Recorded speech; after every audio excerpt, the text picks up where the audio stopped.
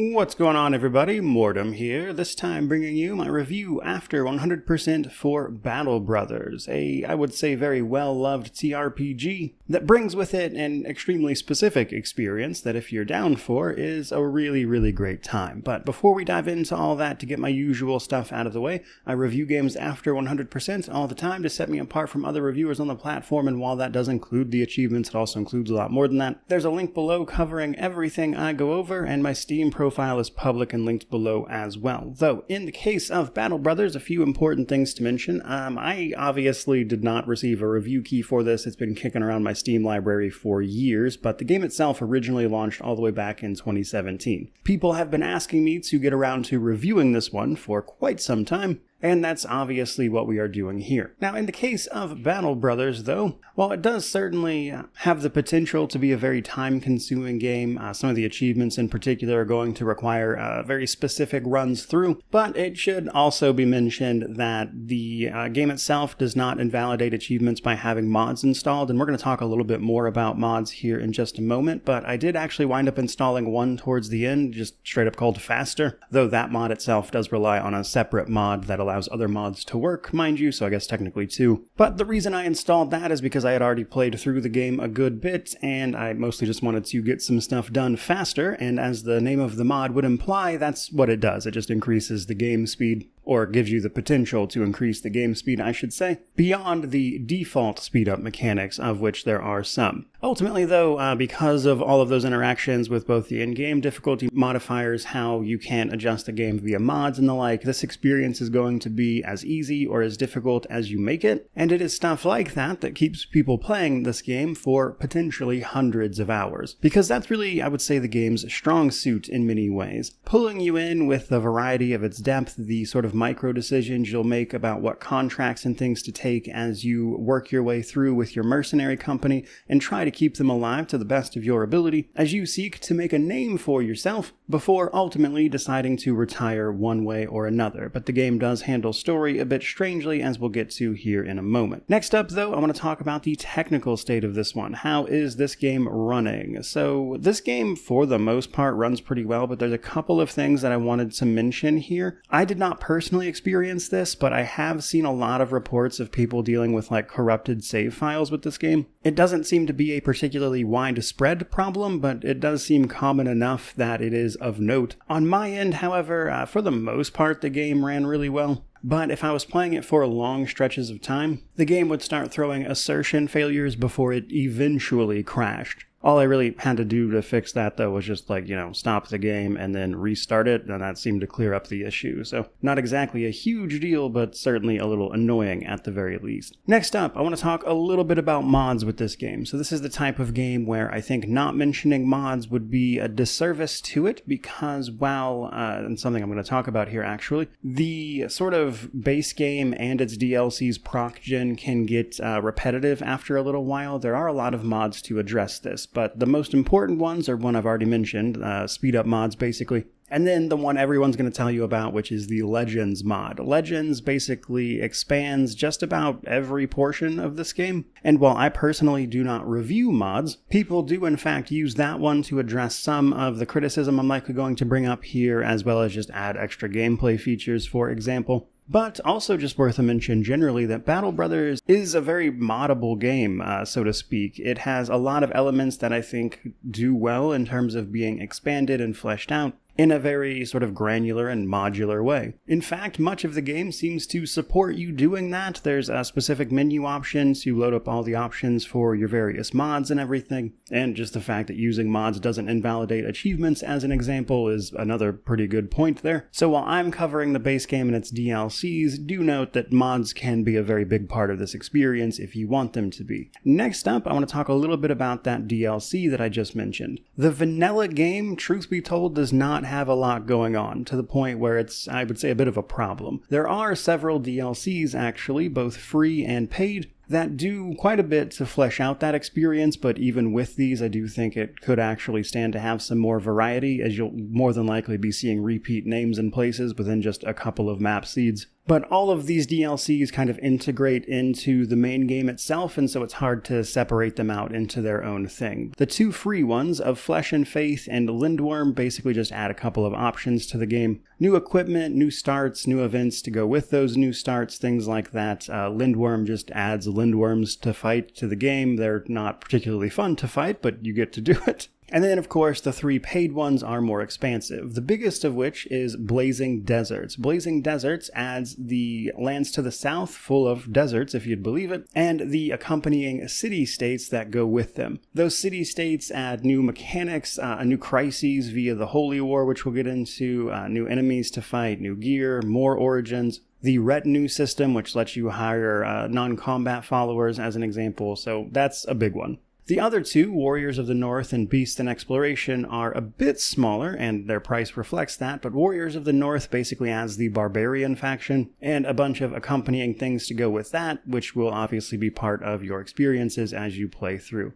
Beast and Explorations adds extra locations to explore, alongside extra monsters to fight, as well as introduces crafting and armor customization. That is to say, there are things you can attach to armor pieces with this that make them a little more flexible in terms of what they actually do, but that's kind of the gist there. Next up, let's talk origins and difficulty. So, when you go to start a new game for Battle Brothers, you'll be first met with your company origin, the origins of your mercenary company. There are a lot of these, and truth be told, they are not all made equal. I would recommend starting with, as you would probably guess by looking at this, the tutorial origin. This adds a short, and I do mean short, tutorial to the very beginning portion to kind of work your way through what the game expects of you. And it's a decent place to start, just don't expect it to be like a permanent campaign, as all of these are potentially very expendable. Now, beyond just the tutorial company, there's a few worth mentioning. Now, a new company and Southern Mercenaries, those are extremely basic. That's basically just where in the map you're going to start, but that's about it. Everything else has various modifiers that will affect your playthrough. Some of these are certainly more interesting than others. My favorite by far was the Davkul Cultists. This is basically a company that worships an eldritch god, and as such will be asked to make sacrifices of its members to said god in exchange for boons, and in fact one of the more annoying achievements to get revolves around exactly that mechanic, but it's really fun. I love the buffs you get from sacrificing people to that god, and the fact that non-cultist members, that is to say members of your mercenary troop that don't have a cultist background, will actually almost certainly leave every time you sacrifice somebody. You basically want to stock up on cultists or the indebted, which are basically slaves from the southern city-states that can't leave. And it makes for just an extremely unique playthrough, but that's far from the only one. Another really cool one were the Anatomists. When they defeat enemy monsters, they get potions to use that grant them unique effects to certain members of their retinue. The Oath Takers is another interesting one. This is basically like a group of paladins, more or less, that instead of the game's ambitions, which give you broad overarching goals, they take on oaths, which have a more dynamic element to them. So that will just kind of by its very nature add some mix-ups to your playthrough. Gladiators and Lone Wolf both kind of do the same thing, but it's 3 versus 1. Gladiators gives you 3 player characters, and if all of those specific Battle Brothers die, then you lose. And then Lone Wolf is much the same. Your player character is in the game. Now, personally, I would say my 3 favorites are the ones that I think change the gameplay the most, which would be the Oath Takers, the Davkul Cultists, as well as the Anatomists. But there are others as well. I think Manhunters is interesting. You're basically a group of slavers at that point. So it's really more about what you want to get out of these experiences than anything else, but I do think some are clearly more interesting than a handful of others, at the very least. That brings us, though, to difficulty. So difficulty is another thing in this game that is a little bit strange, because there is sort of a baseline level of difficulty no matter what you put the game on. That is to say, even the beginner has a certain level of challenge that you're just not going to get around without, I suppose, just using mods. But it's important to understand that basically every difficulty modifier besides expert combat difficulty, I would say, largely affects the beginning of the game the most, as tends to be the case with plenty of games, I suppose. But Specifically, the beginning of this game is where most of the challenge is. Getting your company established, getting all of your ducks in a row, getting good characters to actually fight for you, getting money to equip those characters, and once you've overcome that hurdle, the game gets dramatically easier, and it kind of falls off quite a bit in terms of difficulty,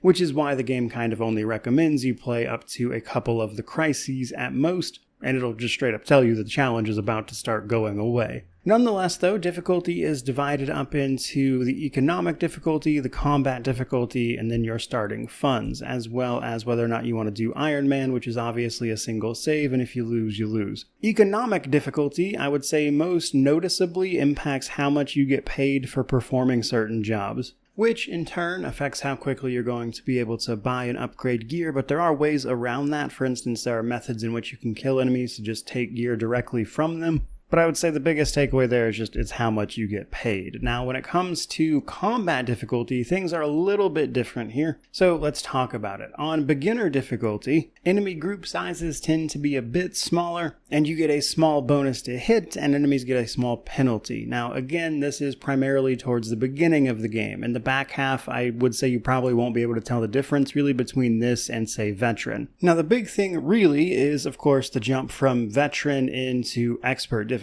On expert, you're going to face a lot more enemies, which is the biggest thing to note, because they will oftentimes be able to just beat you down through sheer numbers, which is certainly something that can happen on the other difficulties, which can certainly make for a quick end to your campaign. But unsurprisingly, the biggest difference really is, of course, the very beginning as you're trying to get established. Once you get to a certain point, enemies die so quickly and you're not exactly untouchable, but unlikely to be hit much in response, as an example, so it can certainly be a bit easier after a while. The other thing when it comes to difficulty, though, is the starting funds. This is actually also based on the origin you chose. So both what you pick here as well as your origin will determine how much money you have when you start the game, which of course then determines how easy it is to immediately hire mercenaries to help you, that kind of thing, and is again just, how difficult the beginning of the game is. More generally, though, a lot of difficulty when it comes to this game is learning how chance to hit works. It can be very difficult to hit anything if you don't understand kind of what you need to do to increase your chance to hit, be that taking advantage of height mechanics, using spears in the beginning, surrounding enemies as much as possible, breaking their morale, that kind of thing. There are ways around this, essentially, but it's really easy to have extremely low chances to hit early on before you kind of get past the learning curve of what to do. I will say, though, a lot of this game, while not technically speaking like a one-size-fits-all solution, as there are multiple methods that you can attack combat with, that kind of thing, there are a lot of general things that are kind of always just best practices, as an example, or this can even take the form of learning what not to accept in terms of contracts, like things you're not going to be able to handle, and knowing when to say no to those is going to go a long way in terms of increasing your survivability. But basically, all of that to say that Battle Brothers is a challenging game, and getting past that initial challenge will make it substantially easier, both literally in-game and for you in terms of a learning curve. And that's really what it's going to boil down to. But next up, this is normally where I would talk about the story setup for a given title. Battle Brothers works a little differently, though. There is not like a set-in-stone story that you will navigate through. The game is not telling you an individual tale, but rather you kind of make your own story and your own success or failure as you move this particular company that you chose through this individual game world. The story you make is really the story and bonds and trials and tribulations of the individual mercenaries and battle brothers, of course, that you bring along the way. A lot of this is going to be told through random events that pop up every few days in the form of text. This is obviously not a voice-acted title, but there is nonetheless some surprisingly good writing there, and it's easy to get attached to individual characters, as an example, and watching them go on to either die or struggle in an individual event can be really interesting. But what I think actually really sells this for me is that each of your battle brothers often comes with like a background or various traits and things, and that will influence the events that they can have happen to them. As an example, I had one battle brother that was overweight when I picked him up. He just kind of started the company with me that way, but he managed managed to survive over the course of that playthrough, and eventually, from all the combat and exercise, he lost all that weight. I had another character that was terrified of greenskins or goblins and orcs, and during the greenskin crisis, he fought so many of them and he just kind of got over it and let it go. Having faced his fears and just little interactions like that between all of the Battle Brothers is really what the story is going to be. Nonetheless, to give the game a little bit of structure here, we have ambitions as well as the crises. So throughout the game, you'll be asked to pick up an ambition. This is just like a generalized goal for your company right now, like the thing you're actively working towards outside of just individual contracts. This starts off relatively small. It's going to give you things like the ability to, say, earn enough reputation to start taking on contracts for nobles. It might give you the opportunity to essentially make one of your brothers a sergeant, which gives them an extra item, that kind of thing. And then later on, it takes on the form of putting an end to certain crises, because the late game, as it calls them, which is really more like mid-game when it first happens, but that period is roughly, I would say, the 80 to 100 days mark for a particular company. That's when the crises are going to start kicking in. There are 4 of these if you have all the DLC, I think 3 vanilla, but a noble war, a holy war, a greenskin, and an undead invasion. These are all of the crises that happen to the world at which you've spawned in. 2 of them, the wars actually, the noble and the holy war, you don't have to get involved in unless you just want to, but those see you picking a side, which is done in the form of just taking a contract for a given side in those conflicts, and then of course just continuing to work with them throughout, perhaps switching sides. That does come up occasionally, but basically you just do enough for each side and then eventually one of them wins and it puts an end to the conflict. The undead and greenskin invasions are a little bit different in the sense that hordes of either greenskins or undead are actively like attacking settlements and making things worse for everyone, and you have to fight off as many of them as possible, which eventually puts an end to the invasion. You can pick which crises starts first, and typically people will recommend the Noble War one because that one is the easiest in terms of whether or not you even want to get involved at all, but also the people in which you fight. And what's more, if you actually win some of those battles, you'll almost certainly end up with equipment that will put you in the position to kind of walk your way through the rest of the crises. But once you start solving these and, finishing them out, the game will quickly point you towards the fact that this is kind of what they intended as the end game, finishing 1 or 2 of the 4 and then hitting retire for that particular company. You don't have to do that, mind you. You can continue to keep playing, but it's important to mention that this is where the challenge is going to start dropping off after you've cleared out the first one. You'll have kind of hit the upper limits of what the enemies and stuff are going to do damage-wise, and you'll be able to overcome that, and you likely won't be really challenged again until you start hitting the legendary locations. But clearing that out, making these stories as you go, mopping up crises, and then rolling again with new brothers, with new experiences, and new contracts and things, that's kind of the idea of what the story is for a run here, which does naturally then bring us to the progression systems. There's quite a few progression systems in this game, mostly centered around economy and managing your little mercenary business. This comes in the form of just recruiting brothers, of course, to actually fight for you, managing resources to do that, gathering fame, which is going to give you more money and potentially more access to other resources, hiring up non-combat followers via the retinue, managing your gear, and of course leveling up the individual characters. So first, let's talk about fame and recruitment and everything. So basically, as you complete contracts or defeat certain enemies, clear locations, that kind of thing, you will gain in renown or fame basically, and the more of this you have, the better off your company is because it means more money and everything. It also, however, leads to the ability to hire up to 5 non-combat followers for your retinue. These guys will give you extra buffs based on what you've unlocked or actions you've taken up to that point, which is going to let you basically access a bunch of passive abilities. This is going to be stuff like letting you scavenge extra loot from enemies, seeing or moving faster on the world map, but also more practical things like letting you see more of the bonuses when you go to recruit some of your mercenary brothers. Recruiting good brothers is, I would say, essential to success. There are plenty of good and bad ones and a whole lot of average ones. The bad ones tend to come with traits that are actively harmful to what you are trying to do. Some of them can be overcome through story events, but they also all have a bunch of different stats and a background. The stats are particularly important because they can vary from, just plain stats to 1, 2, 3 star versions of those stats, which of course indicates more growth for them. But it's really just all about recruiting the characters you want for what you need them to do. For instance, if you want a good ranged character, you're looking for somebody with a decent ranged attack stat, which is going to give them a chance to hit, and then of course you can level it up farther from there. And then of course you don't want somebody who can't see, as an example, which also plays into chance to hit for a ranged character isn't necessarily great. But for instance, there is a trait that will kind of slow characters down, like they'll get easily fatigued, things like that. That might not necessarily matter for a ranged character who's not going to be moving as much as, say, a melee one. And those are the decisions you have to keep in mind when you're actively recruiting for these characters. But those characters also need to be geared up and leveled up, of course. Now, when it comes to leveling them up, you only really gain experience from having completed combat and the occasional event here and there. But as characters level up, they get the opportunity to increase 3 of their stats alongside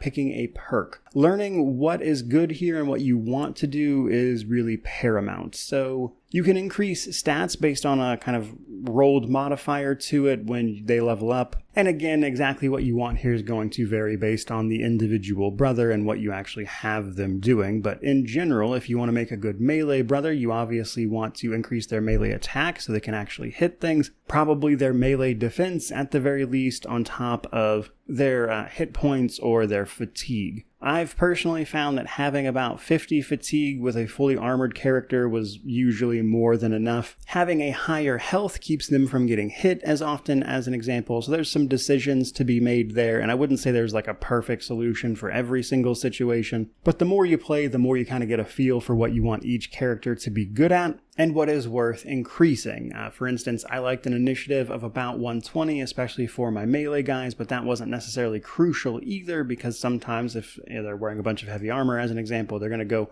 a little later anyway. The other half of that, however, is the perks. Perks are really interesting because there are some that can seem good but probably aren't going to be worth it in the long term. Like, for instance, an early on one, like a level 1 perk you can get for your brothers here, and it's basically going to give you more chance to hit every time you miss. That can actually be pretty good when you're first getting to grips with the way the game works and trying to actually hit something. But there comes a point where you've kind of learned how the chance to hit system works and how to sort of game it via things like, of course, stacking your melee attack, surrounding enemies, using spears early on to get some extra chance to hit, as an example. But once you've kind of figured that out, you really don't need that perk, which means you're probably better off putting it in things like pathfinding, which might not seem terribly useful at first, but is actually incredibly useful. Pathfinding reduces the fatigue you get from traveling, but it also reduces the action point cost of changing elevations in combat, which comes up a lot, which can mean oftentimes you'll be able to move more easily and also be able to attack at the end of that move, which can be a lifesaver in some cases, provided, again, you understand how chance to hit and everything works. A second level perk called Gifted can be really useful situationally, because basically what it lets you do is, instead of getting a perk that level, you get an extra chance to increase that character's stats, as an example. And depending on what you want to do perk-wise, that may or may not matter. There are also the weapon specialization perks. These are kind of hit or miss. I've found there are some that are really good, like the polearm one, which will reduce the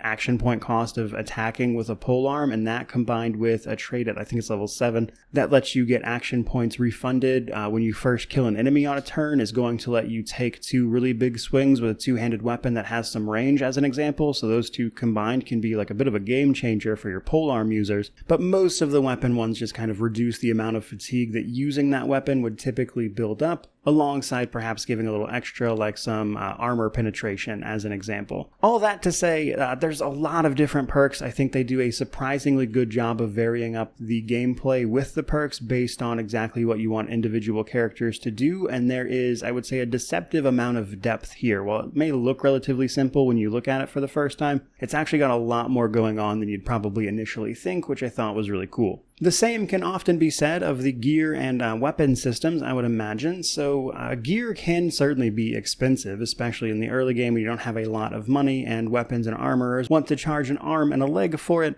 And so much of the gear you get is likely going to be scrounged from enemies at first glance, which means using items that can bypass armor via things like puncture damage, as an example, is going to let you actually get that armor as loot from those battles, which can help you kind of overcome the initial challenge of gearing everybody out. But gear is very generally divided up into your head and armor slots, your weapon slots, which you can also equip a shield to, your accessory slots, and then your pocket items. Now, when it comes to armor, helmet and body is important because when you get attacked, it seems to be chance-based outside of a few skills, attack either your head or your body. Some weapons, depending on what they are, will bypass that armor and deal direct damage to you, the character, which of course just hits your health at that point. Others will just hit armor. Some are designed to destroy that armor very, very quickly, like hammers as an example. But basically, the more armor you have on these spots is going to, of course, better protect you, because without armor, every character is extraordinarily squishy. And one of the big things about progression is getting just like really good armor, which protects you from just immediately being one-shot, because most weapons will in fact do that, or at least have the potential to do that if you're not wearing armor,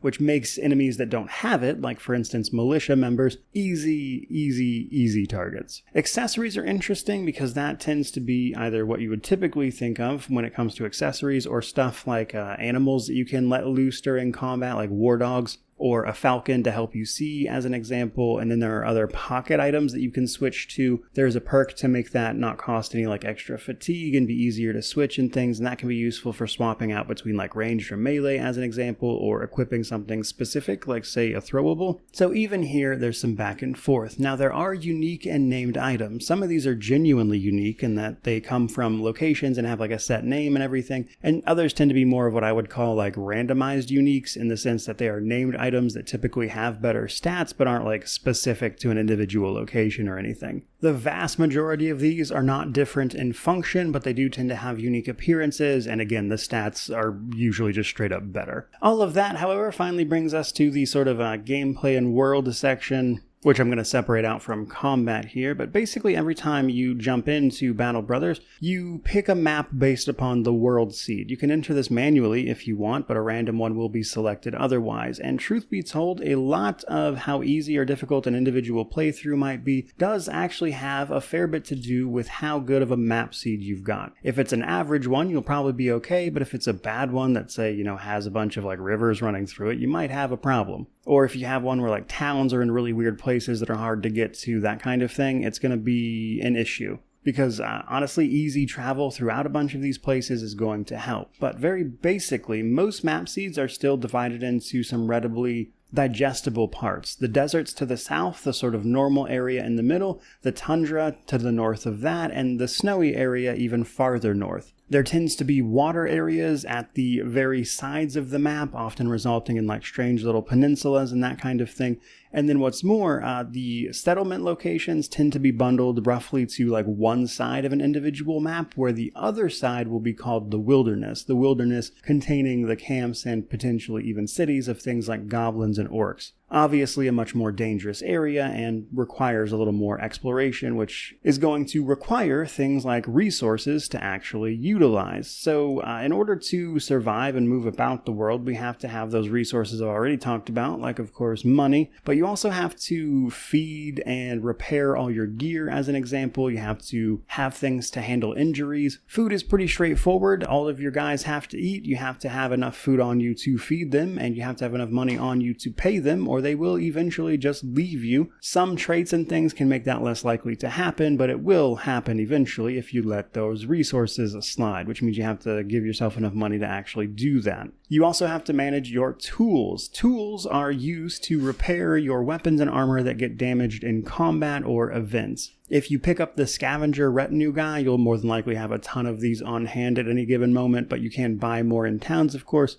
and they're not terribly expensive. And then, of course, medicine. Now, regular hit points will heal on their own. Your medicine and supplies go to healing injuries. When you take a big chunk of your hit point damage, when you actually get hit, you have the chance of taking on an injury, which then affects your stats like, initiative, fatigue, your melee or range skill, that kind of thing, and just makes that character less effective for potentially a few days. Medicine and supplies go to healing those injuries. You can also take a character to a temple, which will help help you heal them faster as well, and is usually a pretty good idea because it has the potential to prevent them from getting infected. But temples are the kind of thing you're going to find at one of the faction settlements or cities. So each map seems to roll about 3 different factions for the individual settlements outside of the southern city-states. Each of these sort of strings of settlements are controlled by a faction, typically a noble house. You have relations with basically every regular settlement and the noble house that controls it, as well as all the southern city-states. The better your reputation and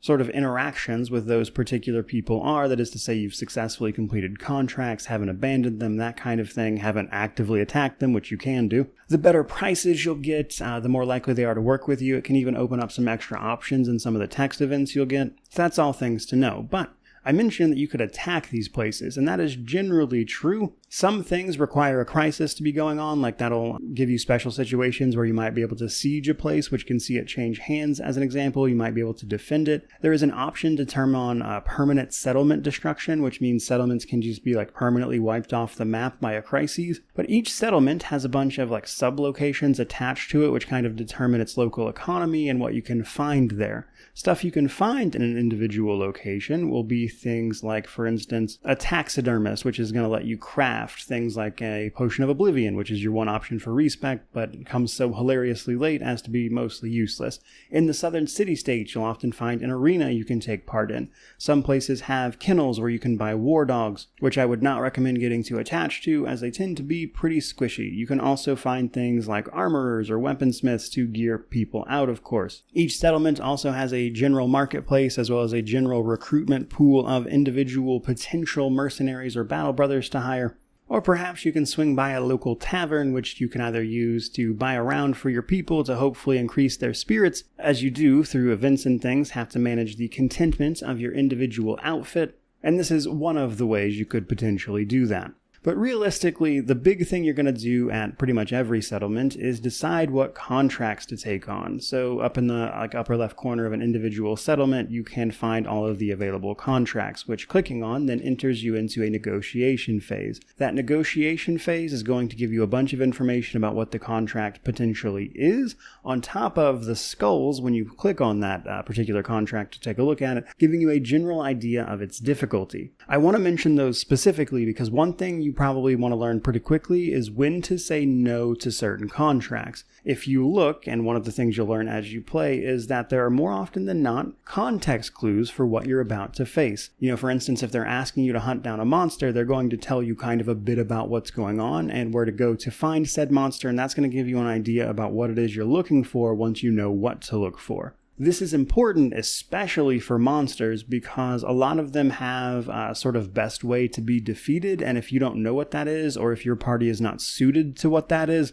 you may very well be in for a bad time. An easy example here are what I believe are called shrats, which are effectively like these killer tree guys. The thing is, those trees are shielded, and you ideally want axes to break through those shields so you can actually hit the things without dealing extremely reduced damage. But if you don't have a party that has a lot of axe users, that might not be a fight you want to take on, as an example. Another thing here is just learning what the contract types are. For instance, some are relatively safe in the sense that you can take like caravan escort missions, which just see you guarding a caravan on its way to another settlement and getting paid potentially by the amount of attackers you fight off as you go. But a cool thing about those caravans that you don't necessarily need a contract to do is you can't just attack them. Like any non-hostile entity on the map can be, with a keybind, can activate a mode where you can attack these non-hostile groups, which can let you attack other noble houses, that kind of thing, potentially just let you raid caravans, like steal all their supplies, that kind of thing.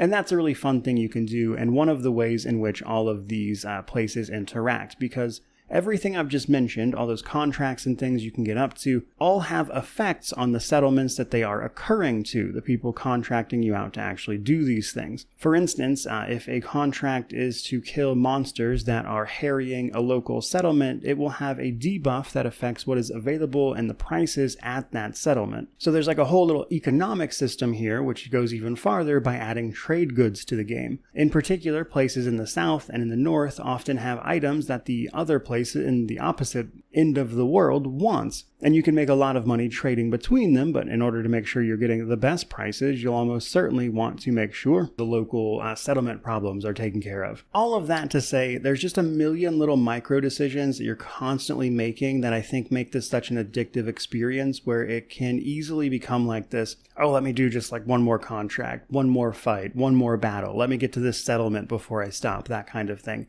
And I so often found myself just having to be like torn away from what I was doing here, and having to just like force myself to stop playing it, because it is really just an addictive little loop, and I can see 100% why people play this game for hundreds of hours. But believe it or not, we're still not done, because then we can discuss things like the legendary locations or special locations, more or less, that are out in the world to explore. In addition to all those settlements and stuff, there's other things to find. You can find a lot of like garrisons, which are enemy or monster dens for things like bandits, like that stuff. But there's also legendary locations. These are essentially special encounters you can have on the world map that lead to either special fights or just special interactions. Some of these are actually really positive. You can find a shipwreck in a tree, which will lead you to the Golden Goose, which gives you a little bit of extra money every day. Not a lot, but it's a funny thing that is honestly especially helpful in the early game, but not very useful later on. You can find a grotesque tree that if you take just a little bit of water from becomes a special like panacea heal-all that can magically remove all of the permanent injuries your brothers might get from falling in combat. But then there's the more interwoven ones. For instance, the water mill and the stone pillars. There's a place called the Stone Pillars where you'll meet a mad cultist woman who's trying to summon a kraken, and if you bring her enough materials, you'll do so and then have to fight that kraken. But you'll get a sword blade for having done so, and then if you take that sword blade to another location, you'll get another fight where you can then get the reforged sword from those encounters as a reward, which I thought was really cool. There's another one where you fight a madman in a cave, which then leads to a hunting ground where you defeat some sort of like primeval god type thing, which then rewards you just an incredible set of armor. There's the Black Monolith, which is probably the most annoying fight in the game, just on sheer numbers. You're outnumbered easily like 3 or 4 to 1. But those special encounters, those special interactions that you get from having found and explored those places are really what the sort of end game is outside of the actual crises. So once you've gotten over the initial difficulty curve of any individual playthrough and you've gotten to a point where you can kind of like easily parse through what you can take down and what is worth your time, that kind of thing, and you can actively survive pretty much every fight with all your guys, everybody's armored up and geared up, you've got resources for days, that kind of thing, what's left at that point are the legendary locations. That's when I think it's worthwhile to run those down and try to have those fights. Prior to that, though, it's the in-game crises. Now, as I mentioned, a typical playthrough is going to see you defeating 1 to 2 of these before retiring. That's kind of like the intended experience. The game just straight up tells you this. And you can choose what the first one is. These affect the entire world for the most part, especially if you have permanent settlement destruction turned on, which I would not recommend. None of them are particularly complicated, though. They just open up a bunch of potentially unique interactions. Like, for instance, the Noble and Holy War will see you attacking individual settlement locations once you pick a side. The Holy War will see you conquering and defending holy sites, as an example. The Noble War will see you participating in, like, sieges or defending against sieges, taking part in especially large battles, which I thought were pretty fun. And then the greenskin and undead invasions are pretty much what you see is what you get. They're just hordes of these monsters attacking and you have to fight them off. I will say I personally disliked the most undead. Undead in this game are incredibly annoying. They're often accompanied by necromancers. There's a type of undead that just sort of auto-revives every once in a while called a weirder ganger. The necromancers will obviously raise them from the dead as well, and the problem with the undead is that you're just so often fighting just the most incredibly annoying version of enemies. And I think that's why places like the Black Monolith are especially difficult to deal with, because it's just so many undead. Like, for instance, the Geists are one-hit kills if you can hit them, but their chance to hit is extremely low because they have all this evasion and stuff. And they also try to fear you, but if you have, like, resolve and stuff, you can get around it, but then they're often accompanied by necromancers who are raising up just constant streams of undead to fight, and they tend to just wear you down through sheer numbers, which I suppose is the point of the undead, but it gets old, and I didn't really love fighting them, to be honest. All of that to say, even outside of just the combat portions of this, there is so much going on, and it's clearly what people love about this game, or at least what I loved about it anyway, I guess. But nonetheless, we do have to actually talk about combat itself at some point. So let's do that. Now, combat is, on one hand, a thing that has a lot going on, but once you get the hang of it, it's really not that complicated. For starters, the first thing you want to figure out is what you are fighting. This can be helpful in terms of having a scout like in your party so you can get information about a fight before you go into it. This will give you a rough idea of how many enemies you are fighting alongside what they actually are. Because what they are is going to determine your approach by a lot, as you would probably imagine, like I mentioned with those tree enemies earlier. But another thing here is that if you know what you're fighting, you can often choose to retreat before the battle even starts, and sometimes discretion is the better part of valor. For instance, I hated fighting Alps. Alps teleport every time you hit them, and not just the one you hit, but all of them. They also try to constantly put you to sleep, and you need to be trying to wake your brothers up and then also hit these enemies.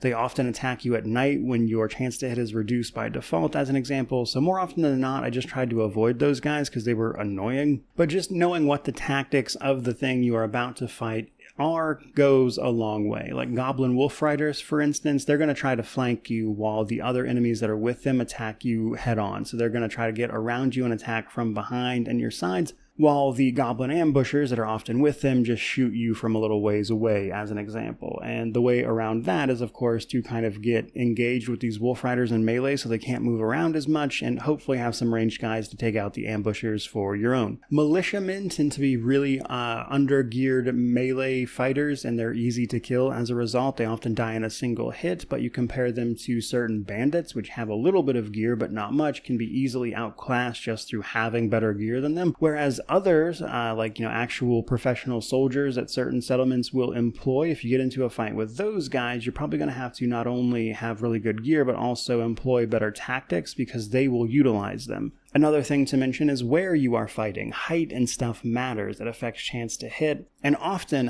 places will have like little fortifications on certain maps, and more often than not, the enemy AI will have them try to stick in those fortifications and not actually move away from them, which can, of course, force you to funnel into a potentially smaller area, which is not exactly great even on these hex grids. Nonetheless, though, let's talk a little bit more about the basics. So most of combat comes down to managing chance to hit, as I've mentioned. Chance to hit is determined by some of the things I've already mentioned, such as an individual character's skill with the thing they are trying to hit with, so, melee or ranged skill, on top of the enemy you're trying to hit, and their defense in those stats, on top of their height relation to you, their current morale, have you surrounded them, and learning to mitigate that is by far the biggest part of combat. But ultimately, every turn, based on your initiative, the turn will play out in addition to, of course, like who's going when. When it is your character's turn, they will typically be able to move or attack, use a skill, that kind of thing, based on their number of action points and their current fatigue. Most everything causes your characters to become fatigued by a certain amount. When fatigue is full, they are tired and cannot continue to move, even if you have the action points for said thing. When you attack, based on your weapon and what you actually wind up hitting, head or body on an individual character, that will then, of course, determine how much actual health damage you deal.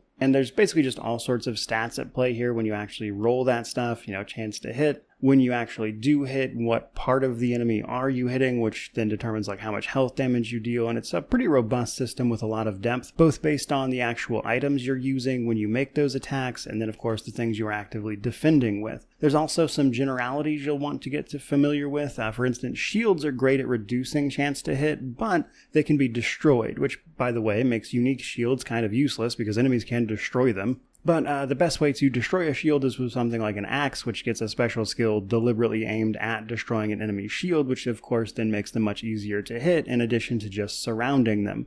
Now, it's important to try to kill as many enemies as possible, both to just reduce their numbers, but also to hopefully break morale, which can also be done by surrounding enemies or giving them more people to fight, that kind of thing, because weakened morale makes enemies easier to deal with, but it also increases the chance they'll just flee outright for both you and them. And if you can get them to run away, they cease to be a threat at all. and in fact open themselves up to a bunch of attacks of opportunity as they try to leave an individual character's threatened spaces. And while all of that is, honestly, a fair bit as complicated as it sounds, you do get used to it. It's just a lot of things to manage, and once you kind of know what the important stuff is to look for, it gets easier. But I would say really it gets easier once you get past a certain point. There comes a point in these campaigns where you just kind of get past the difficulty curve, and it becomes substantially easier to take out everything you're fighting, basically. Oftentimes just because you are vastly overgeared in comparison to them and can just, shred either their armor or their health in some way without even really getting hit at all on your end, ideally, provided, of course, your tactics are up to snuff. So it does kind of become this weird bit of difficulty spikes where even on beginner difficulty, campaigns often start out like really hard.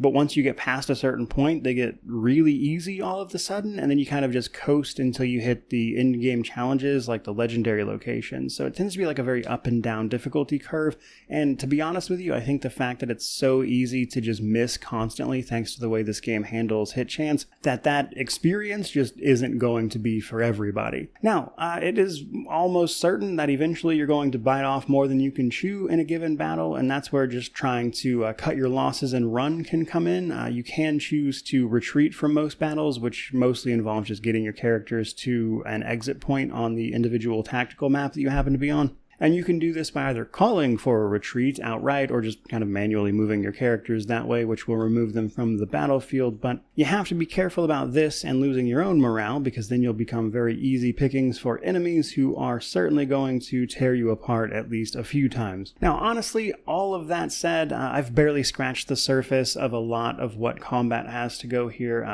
Would be here forever if I wanted to go over every single thing, but when you combine all of the different enemy factions, everything they've got going on, combat is just extremely robust with all of its options, the in-depth mechanics on things like your character stats, the weapons they're wielding, their traits, injuries, things like that. It's just so much. And I guess the last thing I want to mention is exactly that. Losing and kind of failing some battles here and there, or losing some brothers, is an expected part of the experience. I would not expect to go into this and just handle every combat encounter perfectly. You are meant to lose some of these guys along the way, at least at first. To that end, when a character goes down in combat, it's not necessarily the end. They may die, they may not. Now, if they come out of combat without actually having died when they go down, they'll instead get a permanent injury. Characters with the survivor trait have like a 90% chance for this to happen, and that permanent injury, of course, offers them some level of debuff, which can potentially make them either useless, or perhaps you'll find a way to work around it, which can be fun in its own right. Honestly, some of these permanent injuries just aren't that bad.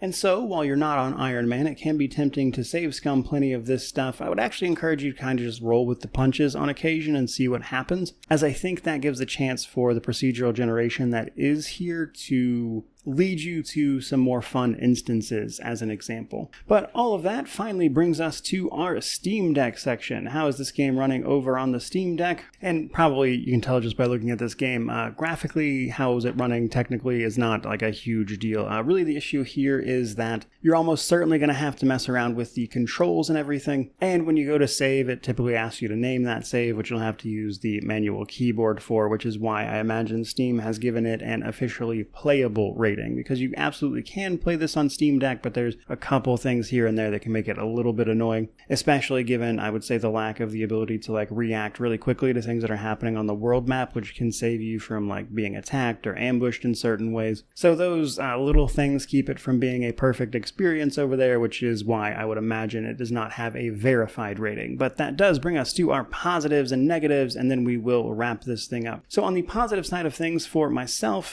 by far and away, just the incredible depth to both the combat and the systems and how you generate your own story, which leads to this sort of micro decision making, which on one hand makes you feel very in control of what is going on with a company and, the losses and the failures, you get to own those, but also the moments in how the Battle Brothers kind of grow and interact with each other. And it can lead to these really satisfying payoffs after you go through all these trials and tribulations. The tactical turn-based combat is really good if you don't mind the hit chance stuff. And seeing those stories and making all those micro decisions, it really just kind of gives you this like one more battle, one more contract feel that just keeps you engrossed in playing if you enjoy that experience. On the negative side of things, however, the procedural generation feels a little limited to me, to be honest with you.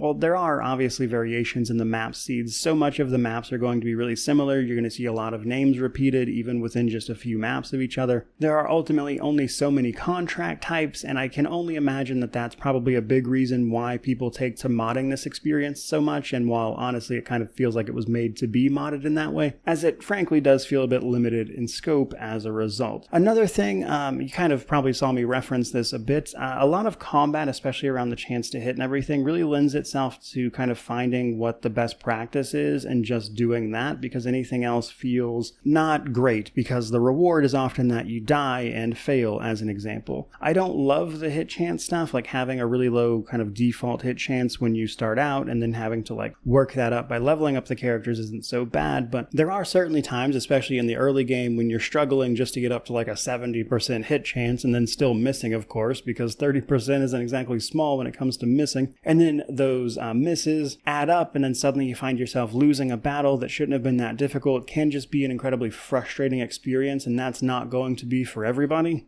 even if there is a sort of light at the end of the tunnel when it comes to that experience. Which brings me to my conclusion. Battle Brothers is simultaneously an incredibly great niche experience. Battle Brothers does the thing it is trying to do incredibly well, which is simulate, of course, managing this mercenary company and moving through all these battles and the like. I think the tactical turn-based combat is great, even if I'm not personally in love with the way it handles hit chance and how much of, I would say, this game's difficulty lends itself to that specifically. But if that stuff doesn't bother you, I think kind of getting into the nitty-gritty of what to do next, what contract to take or leave behind, what mercenary to hire or leave behind, when to retire either from your company or individual mercenaries, like when to send them on their way, when to tackle certain crises, how to handle certain invasions and stuff, there's all just these little micro decisions that manage to add up to something greater than the sum of its individual parts that feels incredibly rewarding as a result. Meaning that the thing at which Battle Brothers is trying to succeed, it does exceptionally well. It is really, really fun if that's your thing. It's difficult to kind of recommend it because it's an often punishingly specific experience, but man, if that's the experience you're after, Battle Brothers is incredible at delivering it. And to that end, I think if you know exactly what you're getting into when you pick it up, Battle Brothers is awesome. And I'm very much so looking forward to the developers, Overhype Studio, and their next game, Menace now, which is one of the reasons I finally got around to taking a look at this. Menace is a game they've been working on that is supposed to release. I think it got pushed to 2026, so we'll see more of what this studio has been up to here before too long. Personally, though, I had a blast with this. I can see why people enjoy it so much. I could definitely see myself playing this for hundreds of hours more. And if I were to continue to play it, I would almost certainly install some of those mods people have been checking out. That obviously that's not really something I'm going to do for a review. But in the future, if I find myself playing this, I'm definitely going to grab those mods and see what some of that stuff is all about. So ultimately, this was awesome. I appreciate everybody that has been recommending this to me over the years. I had a great time with it. I hope you had a great time with this video, but that is where I'm going to wrap it up. So if you enjoyed it, by all means, like, comment, subscribe, all that YouTube jazz. Let me know how you feel about this one down in the comments section below, as it was so highly requested. But regardless of any of that, truly, just thank you so much for watching. I really do appreciate it. May you wander in wisdom and have an amazing day.